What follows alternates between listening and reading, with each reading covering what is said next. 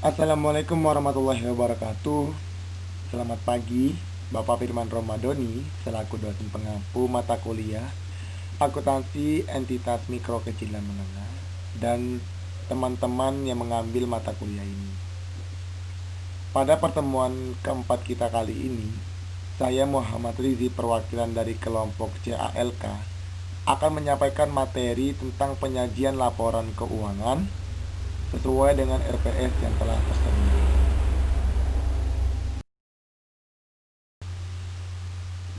Dalam materi penyajian laporan keuangan, sub pokok pembahasan yang akan saya sampaikan itu ada 4. Yang pertama, pengertian laporan keuangan.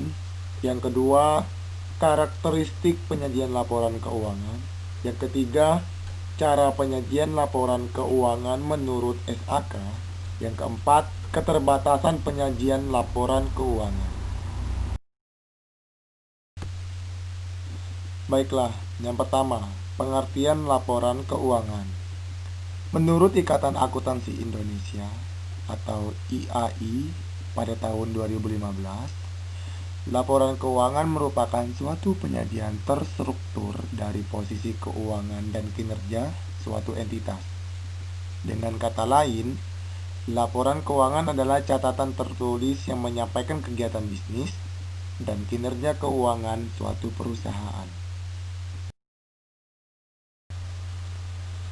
Laporan keuangan sebuah perusahaan sering diaudit lembaga tertentu untuk memastikan keakuratan laporan, terutama urusan pajak, pembiayaan, ataupun investasi. Dengan begitu pentingnya laporan keuangan, maka dibuat aturan laporan keuangan secara umum dengan dikeluarkannya aturan PSAK 1. Aturan PSAK 1 juga dibuat agar setiap penyajian laporan keuangan dapat selalu dibandingkan dari suatu periode ke periode lain ataupun dari suatu perusahaan ke perusahaan lain.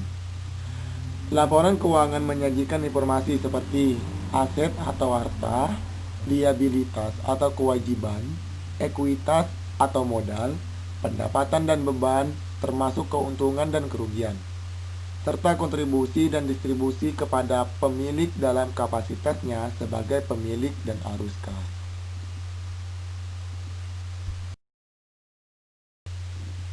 Pembahasan yang kedua, yaitu tentang karakteristik penyajian laporan keuangan. Yang pertama, penyajian secara wajar dan kepatuhan terhadap SAK. Memilih dan menerapkan penyajian secara wajar sesuai dengan kebijakan akuntansi, perubahan estimasi akuntansi, dan kesalahan terdapat dalam PSAK 25. Selain itu juga menyajikan akuntansi dengan informasi yang relevan, andal, dan mudah dimengerti. Kemudian juga menambahkan informasi tambahan seperti mata uang yang digunakan dalam laporan. Yang kedua, kelangsungan usaha, yaitu laporan keuangan dapat menyatakan sebuah penilaian tentang kemampuan perusahaan untuk mempertahankan kelangsungan usahanya. Yang ketiga, dasar akrual, yaitu perusahaan menyusun laporan keuangan berdasarkan atas dasar akrual, kecuali laporan arus kas. Yang keempat, materialitas dan agregasi, yaitu melihat transaksi laporan keuangan berdasarkan materialitasnya. Jika tidak material, maka transaksi tersebut tidak boleh diungkapkan oleh pengungkapan khusus.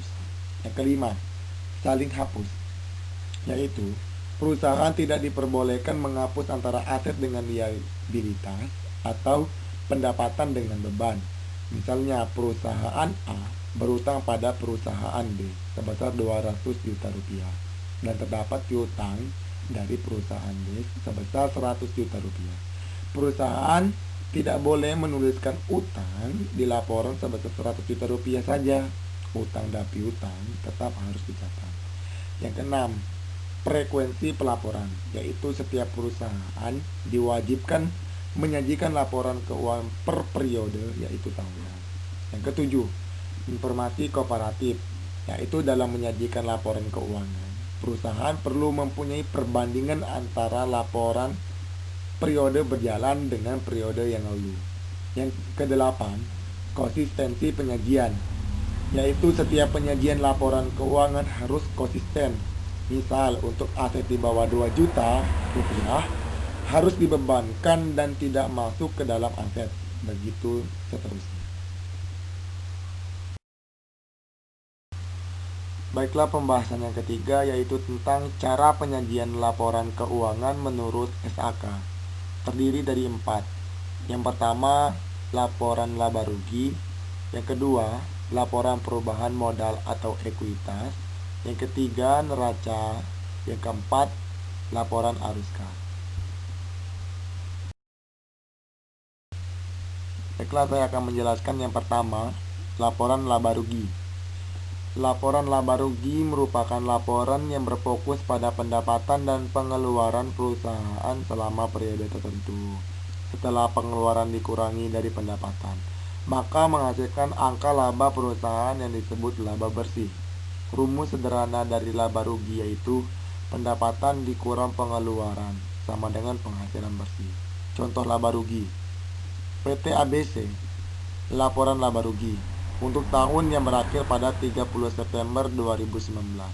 Pendapatan terdiri dari baju sebesar 45 juta rupiah, merchandise sebesar 23 juta rupiah, celana sebesar 30 juta rupiah. Total pendapatan yaitu sebesar 98 juta rupiah. Biaya terdiri dari harga pokok sebesar 33 juta rupiah, gaji sebesar 20 juta rupiah, sewa sebesar 5 juta rupiah, transportasi sebesar 10 juta rupiah. Total dari biaya sebesar 68 juta rupiah. Laba atau rugi sebelum pajak yaitu pengurangan dari 98 juta rupiah dikurang 68 juta rupiah. Jadi hasilnya 30 juta rupiah. Setelah itu pajak sebesar 490.000. Laba atau rugi setelah pajak yaitu 30 juta dikurangi 490.000 dengan hasil 29.510.000 rupiah. Yang kedua, laporan perubahan modal atau ekuitas. Laporan perubahan modal adalah laporan yang menyatakan perubahan yang terjadi pada perusahaan seperti penambahan dan pengurangan dari laba atau rugi dan transaksi pemilik perusahaan. Jika saldo laba, maka rumus yang digunakan yaitu modal akhir sama dengan modal awal ditambah dalam kurung laba bersih dikurang price tutup kurung. Akan tetapi jika saldo rugi, rumus yang digunakan yaitu modal akhir sama dengan modal awal dikurang rugi bersih ditambah price. Contoh laporan perubahan modal: PT DEV atau PT DEV, Statement of Change in Equity for the year ended December 31, 2019 dalam satuan rupiah. Modal, pendapatan, dan total ekuitas. Saldo bulan Januari tanggal 1 2019 di modalnya sebesar 50 juta rupiah, di pendapatannya sebesar 65 juta rupiah. Jadi total ekuitasnya sebesar 115 juta rupiah. Net income atau pendapatan bersih di modal kosong, pendapatannya bertambah menjadi 80 juta rupiah dan total ekuitasnya sebesar 80 juta rupiah. Dividen yang dilaporkan minus 45 juta rupiah, di total ekuitasnya minus 45 juta rupiah. Saldo bulan Desember tanggal 31 2019 modalnya sebesar 50 juta rupiah dan pendapatannya sebesar 100 juta rupiah yang diperoleh dari 65 juta rupiah ditambah 80 juta rupiah dikurang 45 juta rupiah. Alhasil menjadi total ekuitasnya sebesar 150 juta rupiah. Yang ketiga, neraca. Laporan neraca memberikan gambaran umum tentang aset, kewajiban, dan ekuitas pemegang saham dalam periode tertentu. Rumus neraca antara lain, aset sama dengan kewajiban plus ekuitas. Contoh, neraca pada PT JKL akhir Desember tanggal 31 2019, aset lancar yang terdiri dari kas dan setara kas sebesar 50 juta rupiah, piutang usaha sebesar 30 juta rupiah. Total aset lancar yaitu sebesar 80 juta rupiah. Kemudian PPE atau aset tetap yang terdiri yaitu property, plant and equipment yaitu sebesar 32 juta rupiah. Aset lainnya sebesar 5 juta rupiah. Jadi total aset yaitu 117 juta rupiah. Kemudian liabilitas dan ekuitas. Kewajiban lancar terdiri dari utang dagang sebesar 25 juta rupiah, kewajiban yang harus dibayar sebesar 10 juta rupiah. Total dari kewajiban yaitu 35 juta rupiah. Ekuitas atau modal terdiri dari modal sebesar 30 juta rupiah dan pendapatan sebesar 52 juta rupiah. Total dari ekuitas atau modal sebesar 82 juta rupiah. Total kewajiban ditambah ekuitas yaitu sebesar 117 juta rupiah. Jadi neraca dari PT JKL itu balance aset sebesar 117 juta rupiah, kewajiban plus modalnya sebesar 117 juta rupiah juga. Yang keempat, laporan arus kas. Laporan arus kas mengukur seberapa baik perusahaan mendapat uang tunai untuk membayar kewajiban utang, mendanai biaya operasional, dan membiayai investasi perusahaan. Contoh dari laporan arus kas. Laporan arus kas dari PT XYZ pada Desember tanggal 31 tahun 2019. Arus kas dari operasi terdiri dari pendapatan bersih sebesar 2 miliar, depresiasi atau penyusutan sebesar 10 juta, penurunan piutang usaha sebesar 15 juta, peningkatan utang sebesar 15 juta, peningkatan utang pajak sebesar 2 juta rupiah, peningkatan persediaan minus 30 juta rupiah. Total dari kas bersih dari operasi yaitu 2 miliar 12 juta rupiah.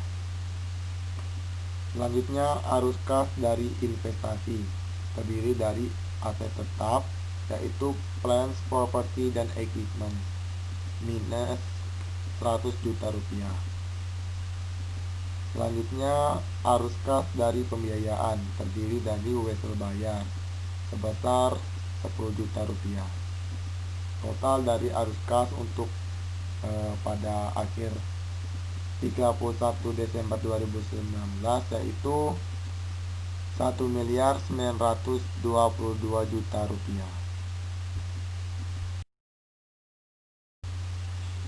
Oke, pembahasan yang keempat yang terakhir yaitu keterbatasan penyajian laporan keuangan. Meskipun laporan keuangan memberikan banyak informasi tentang sebuah perusahaan, laporan keuangan memiliki keterbatasan. Laporan keuangan harus terbuka untuk segala interpretasi dan sebagai akibatnya. Ketika laporan disajikan, orang sering menarik kesimpulan yang sangat berbeda tentang kinerja keuangan perusahaan. Sebagai contoh, Beberapa investor menginginkan saham mereka kembali dengan adanya penyajian data laporan keuangan yang buruk pada periode tertentu. Atau investor lain rela menunggu dan percaya dengan perusahaan Anda dapat diinvestasikan dalam jangka panjang. Maka dari itu, saat menganalisis laporan keuangan, penting untuk membandingkan beberapa periode dalam menentukan apakah terdapat tren tertentu di waktu tertentu dan membandingkan hasil laporan keuangan dengan perusahaan lain di industri yang sama.